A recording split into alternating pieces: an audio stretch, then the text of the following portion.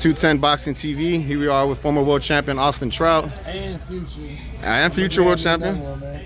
What do you feel like you're gonna fight at still 154 or 160 or what you move? 154, 147. I can make either or.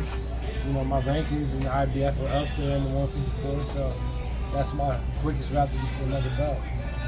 Now you're here in San Antonio for the event. How does it feel to be back here? I know the last time you were here, you know, was the Canelo fight. How does it feel being back here and the reception that you've gotten from the folks here? No, it's cool and it's all love. You know, they like boxing, so they like me. I represent boxing very well, so it feels good to be back in San Antonio under different circumstances. Now, as you mentioned, you're gonna get back into future world title contention. You've had close fights. Some of them didn't go your way. How do you see the state of boxing right now in the 154 with Charlo being undisputed now? Do you feel like he's gonna stay at 54 or he's gonna move up? What do you think he does?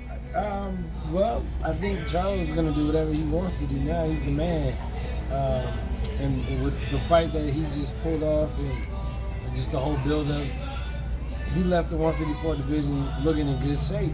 People are paying attention, they're watching, and anybody comes steal some of that thunder a little bit, it's gonna be welcome with it. Showtime and PBC, they just seem like they're really invested in the 154 division. They're just putting on a lot of good fights in that division. Absolutely. And the investment's paying off because the fans are getting to have some great fights. Now, one of your rivals lost recently, Canelo Alvarez. What were your thoughts on Canelo's fight and the adjustments that he couldn't make with Bivol?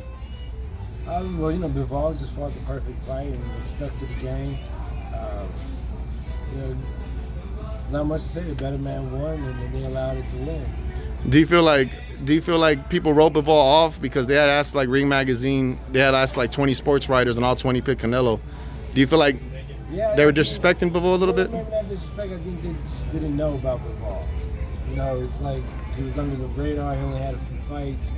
They thought that so many unmeasurable factors were going to come into play, and they didn't. You know, even myself, I picked Canelo to win, and I thought, well, you know, if anything else, his experience on the championship level will get him over. And, you know, they forgot about Bivol's Olympic pedigree. So I just think they didn't put all the factors in play. When they announced 115, 113, did you feel like they were going to give it to Canelo, or did you feel, be honest, what were your thoughts? I thought they might have shifted over to Canelo's side for that 150, 113, because if you made it that close, then it's obviously you're going to rob somebody. You feel like Bivol just made it so clear that there was just no way they could? Yeah, it was very clear cut. Even the close rounds weren't really close. They were just close because Canelo's Canelo. Your fight with Canelo, a lot of people felt it was a controversial decision because a lot of people felt, well, it's close. You could have gave Canelo the fight, but they didn't agree with the wide scorecards. They had open scoring at the time, and a lot of fans after the 8th round were booing the open scoring. Mind you, they're cheering for Canelo, but they didn't agree with the scorecards.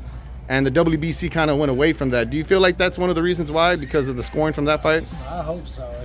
If nothing else can happen from that fight, they can just get rid of open scoring forever.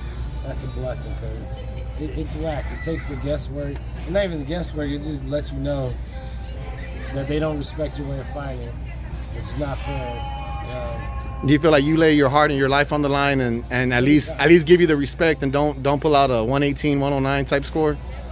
Well, it means that all the work for camp, and really not just that, like my whole life, the amateurs, for fighting to coming up professional, you know, all that was really for nothing. Because every fight, it all leads to this. So they just wasted my time, you know. Who's a stronger puncher, Canelo or Charlo? Canelo. Yeah, I said Canelo. Do you feel like Canelo, if he fights, he's going back to 168, he's going to fight Triple G. Do you feel like people are writing Triple G off based on Canelo's last performance? You know, I think it makes it more interesting now. Canelo looked vulnerable. I was writing him off before the last performance, not so much now, but I'm still writing him off. You know, Triple G, well, I don't know, it'll be a good fight because, you know, Triple G, he didn't look good his last fight either, so. He was losing the first 4 or 5 rounds, and it seemed like once he hit the guy's mouthpiece out, that kind of turned the fight around for him. Yeah. But he is 40, so it's like. And I think we just saw him get old, man.